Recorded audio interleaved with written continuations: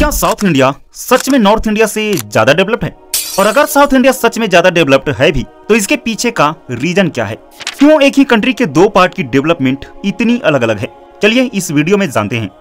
दोस्तों, अगर हम ओवरऑल डेटा को देखते हैं तो जीडीपी वाइज इंफ्रास्ट्रक्चर की बेस पे साउथ इंडिया ज्यादा डेवलप्ड है नॉर्थ इंडिया से। और कुछ रिपोर्ट्स में तो साउथ इंडिया की जीडीपी नॉर्थ इंडिया से 2.57x बड़ी है। लेकिन इसका मतलब ये नहीं है कि पूरे नॉर्थ इंडिया में सबके सब स्टेट की जीडीपी डाउन है या पुअर है। देखिए, गवर्नमेंट के एक डेटा के अकॉर्डिंग हरियाणा भारत का थर्ड फास्टेस्ट ग्रोइंग स्टेट है और पर कैपिटा इनकम में दिल्ली और चंडीगढ़ भी टॉप पर है।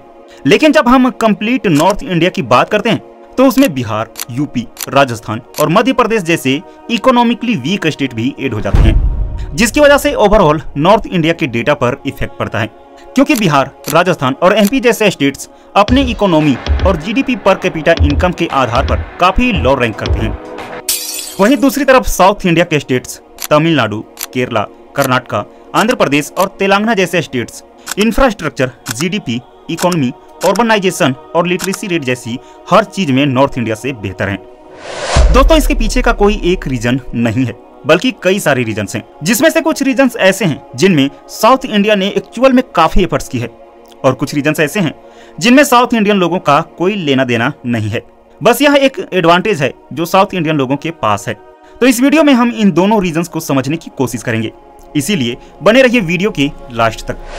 देखिए, सबसे पहले बात करते हैं उन रीजंस की जिसमें साउथ इंडिया ने काफी एफर्ट्स किए हैं। पहला रीजन है literacy and knowledge of English. दोस्तों, आप लोग जानते होंगे कि केरल और तमिलनाडु का लिटरेसी रेट काफी बेहतर है नॉर्थ इंडिया के बिहार, एमपी, यूपी और राजस्थान से।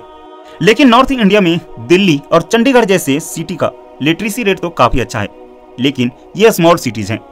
इसीलिए ओवरऑल इंडिया की जब बात होती है तो यह दोनों सिटी मिलकर ज्यादा इफेक्ट नहीं डाल पाती है नॉर्थ इंडिया की लिटरेसी रेट पर, क्योंकि नॉर्थ इंडिया में सबसे ज्यादा पॉपुलेशन उत्तर प्रदेश, बिहार और राजस्थान में रहते हैं और इन स्टेट्स की लिटरेसी रेट वाकई में काफी कम है। तो सिर्फ कुछ स्टेट्स या स्मॉल सिटी के लिटरेसी रेट अच्छा हो जाने से ओवरऑल नॉर्थ इंडिया पर ज्यादा इफेक्ट नहीं पड़ता है।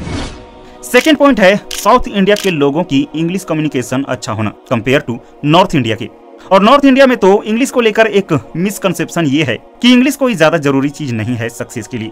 लेकिन आज बड़े बड़े आईटी सेक्टर, बीपीओ सेक्टर और मल्टीनेशनल कंपनी बेंगलुरु और हैदराबाद में है। उसके पीछे का एक रीजन है कि वहाँ के लोगों की लैंग्वेज कम्युनिकेशन अच्छा होना और एजुकेशन एंड स्किल्स डेवलपमेंट वहाँ के लोगों में अच्छा होना।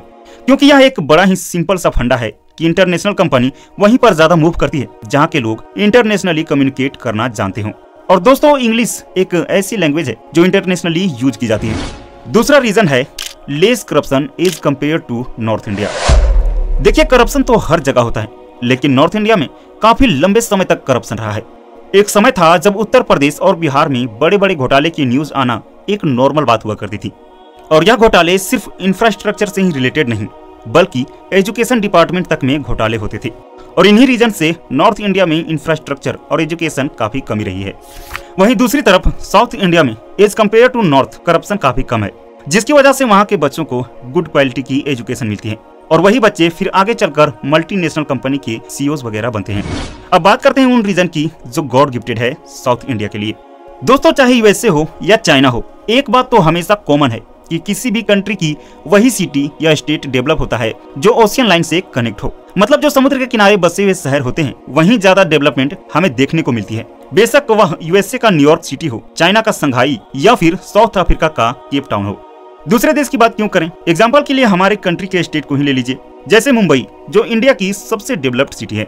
इंडिया में भी 9 कोस्टल स्टेट्स हैं, जिसमें गुजरात, महाराष्ट्र, गोवा, कर्नाटका, केरला, तमिलनाडु, आंध्र प्रदेश, उड़ीसा और वेस्ट बंगाल है। इसमें अगर हम उड़ीसा को छोड़ दें तो बाकी स्टेट्स की जीडीपी काफी बेहतर है कंपेयर टू लैंडलॉक्ड स्टेट्स, जिसमें उत्तर प्रदेश, बिहार, राजस्थान और मध्य प्रदेश जैसे स्टेट्स आते हैं।